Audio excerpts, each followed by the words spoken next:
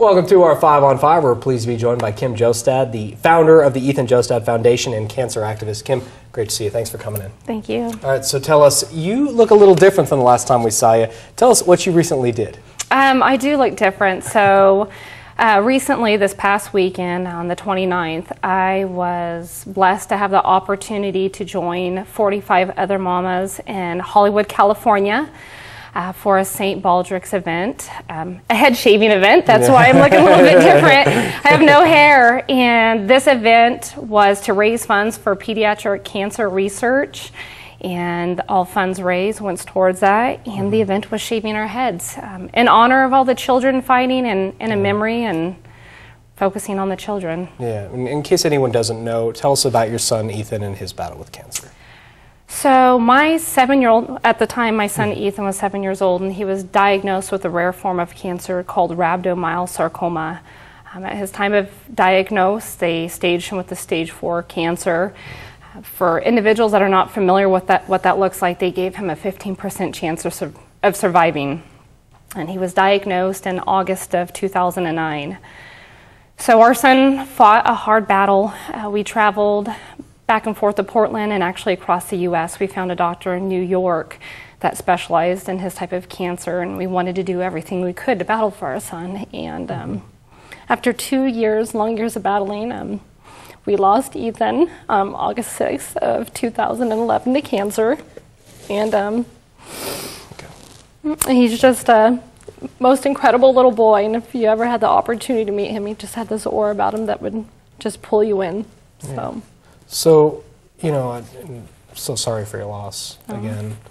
You know, I certainly appreciate, you know, you using your story, using your, you know, getting out there and trying to make a difference for other kids and for other families.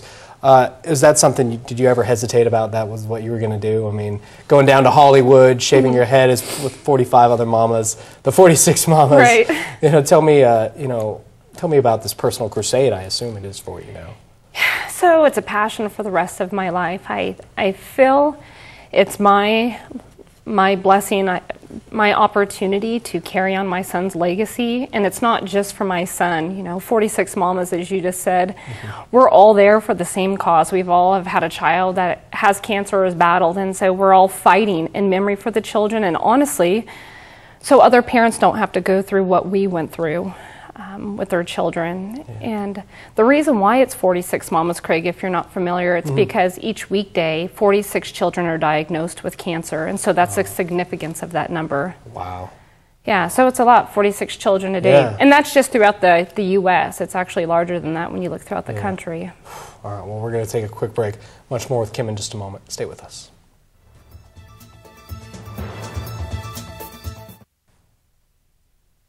Welcome back to our 5 on 5. Again, we're here with Kim Jostad, a cancer activist and the founder of the Ethan Jostad Foundation.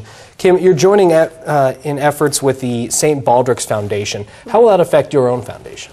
I would say it's essentially like collaboration, where both of our foundations are fighting for the same cause, both to raise funds for research.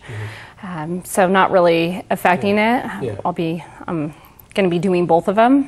Okay. All right. And you guys are planning some local fundraisers. Tell us about that. Right. So very exciting. We actually have our 4th annual softball tournament this September, which happens to be Childhood Cancer Awareness Month. It's the month of September too.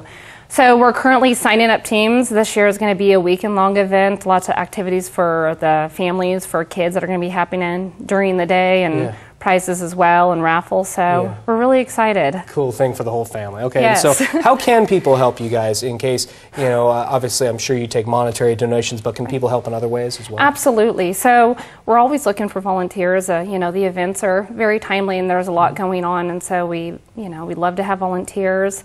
Toy donations, our foundation sends toys to children all throughout the United States. So if anyone wants to donate any toys, you know, of course, monetary donations as well. But there's many different ways on how you can help. Yeah. Okay. And can people contact you guys? What's the best way for them to do that? Honestly, the best way is for them to visit our website. Okay. And if they go to our website, there's a contact tab where they can reach out and share that they'd like to volunteer or want to help. And that's ethanjostadfoundation.org? Yes. Is that right? Yeah. All right, Kim, great to see you. Thanks so much for coming in. Thank you. All right, stay with us. We'll be right back.